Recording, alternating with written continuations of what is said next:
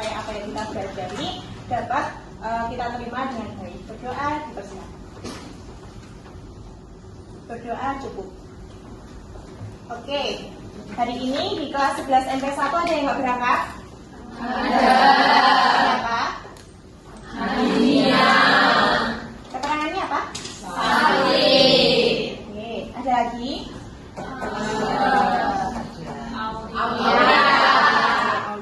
Keterangannya? Sakit. Dua orang yang tidak masuk ada lagi? Oke, berarti dari 36 siswa ada 2 orang yang sakit. Berarti yang di kelas ini totalnya ada 34 siswa. Sudah lengkap ya? Oke, kita doakan semoga teman-teman yang sakit segera diberikan kesembuhan dan dapat belajar bersama di kelas ini bareng sama teman-teman semuanya. Amin. Hari ini kita akan belajar yaitu materi dasar-dasar komunikasi di tempat kerja. Nah, sebelum itu Ibu mau tanya dulu sama anak-anak di sini. Nah, ini coba perhatikan slide di PowerPoint ini. Di sini Ibu menampilkan potongan chat antara customer dengan driver ojek online, di mana terdapat kesalahpahaman komunikasi karena penggunaan kalimatnya yang kurang tepat, sehingga apa yang diterima oleh si penerima pesan itu tidak dapat sesuai dengan maksud atau keinginan dari pengirim pesan. Nah, dari 34 siswa yang ada di sini, pernahkah kalian mengalami kesalahpahaman komunikasi?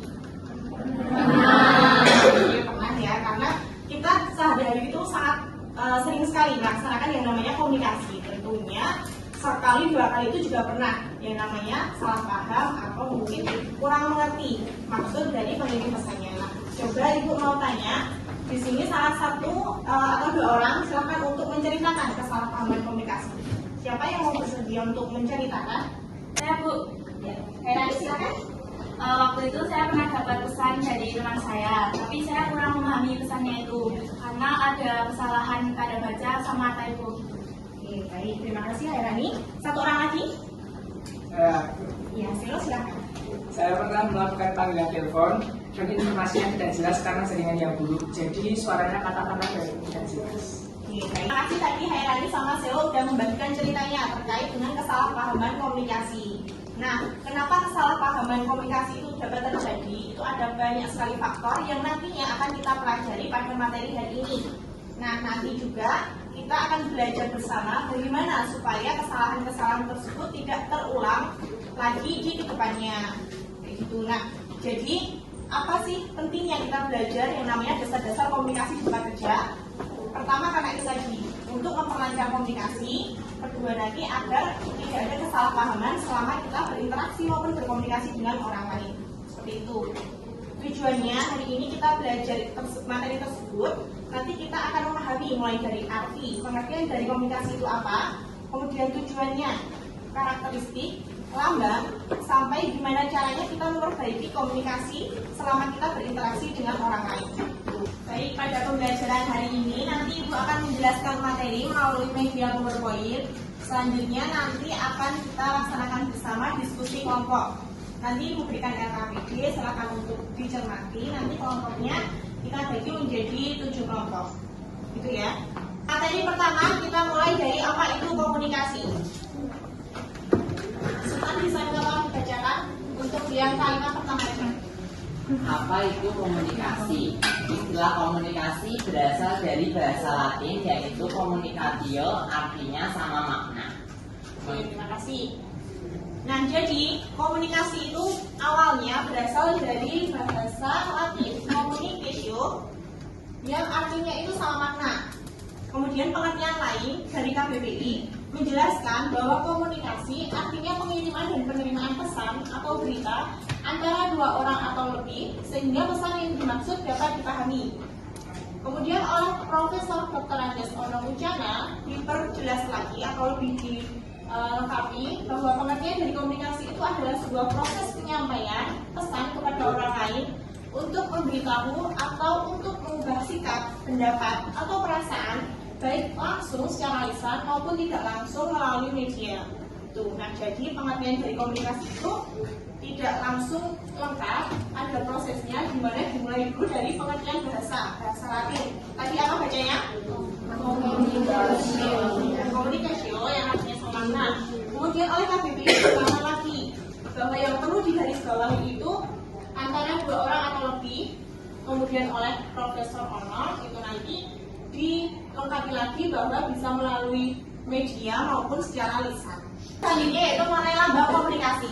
Lambang komunikasi itu pengertiannya adalah tanda yang dipakai untuk menyampaikan pesan dalam sebuah proses komunikasi.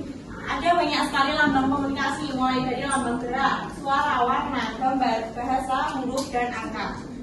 Lambang huruf itu adalah lambang yang penggunaannya itu menggunakan huruf-huruf. Contohnya itu apa? Ketika kita menulis surat, itu kan hurufnya mewakili sebuah pesan. Kemudian lambang angka itu adalah nomor telepon, di mana misal urutan angka nomor telepon 0856 dan seterusnya itu mewakili bahwa dia itu punyanya si A, B, C, dan seterusnya. Seperti itu. Nah, sampai sini ada yang mau ditanyakan? Silahkan. Dalam lambang komunikasi, saya masih kurang paham di materi lambang suara. Oke, baik. Terima kasih atas pertanyaannya. Sisinya tadi masih terdapat materi yang belum paham, yaitu di bagian lambang suara. Lambang suara itu adalah lambang yang tentunya penggunaannya itu menggunakan suara medianya. Contohnya apa? Pertama bisa sirine ambulan, kemudian suara kentongan, atau suara bel masuk, istirahat, dan bel pergantian jam di sini sama atau beda suara lagunya? Beda. Karena itu memberikan kesan atau maksud tertentu. Misalnya kalau bel masuk, tandanya apa? Ada lagunya. Oke. Kalau istirahat lagunya apa? Masuk KS. Kalau pulang? Nah, kalian kan udah tahu maksudnya nih. Kalau belnya yang berbunyi nanti lagu pada negeri, itu nanti kan berarti kalian waktunya untuk pulang. Kayak gitu contohnya, bisa dipahami? Bisa. Terima kasih. Selanjutnya mengenai kesalahpahaman komunikasi. Terdapat masalah dalam menyampaikan pesan itu bisa terjadi karena banyak hal. Di sini Ibu menyajikan ada 6 hal. Yang pertama itu rintangan teknis, rintangan perilaku, bahasa, struktur, jarak, dan latar belakang. Yang pertama itu adalah rintangan teknis. Contohnya itu ketika kita berkomunikasi lewat telepon, itu sinyalnya yang kurang kuat atau mungkin media teleponnya yang bermasalah. Nah, itu contohnya. Kemudian rintangan bahasa. Itu nanti contohnya ketika kita dalam sebuah perkumpulan itu ada banyak sekali orang dari berbagai daerah yang tentunya bahasanya berbeda-beda. Ada yang menggunakan bahasa Jawa, Bali, Sumatera, dan lain sebagainya. Kalau demikian, berarti cara menghindarinya menggunakan komunikasi bahasa apa?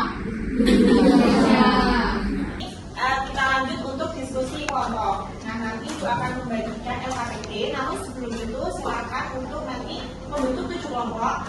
Nanti untuk duduknya aja ya, kelompok 1, 2, 3, dan seterusnya. Silakan nanti didiskusikan, kemudian nanti kita presentasi.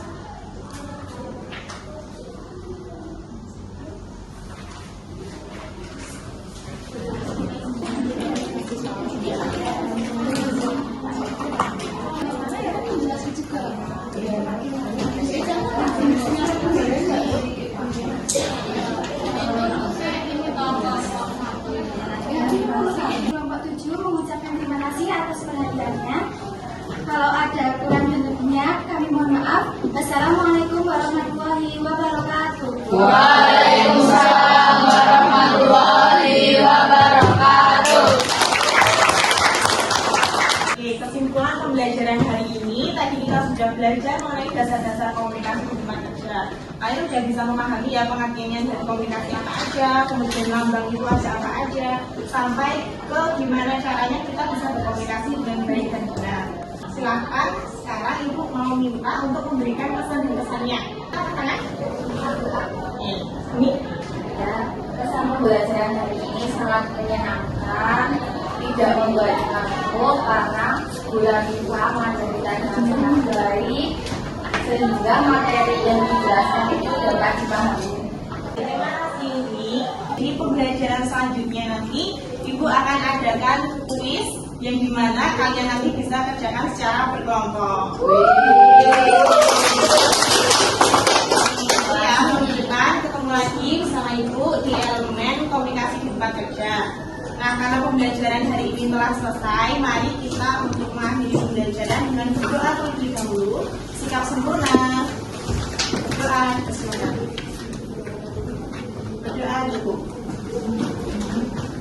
Ibu Andi, pembelajaran pada siang hari ini kurang dan lebihnya Ibu mohon maaf. Ibu Andi, wassalamualaikum warahmatullahi wabarakatuh.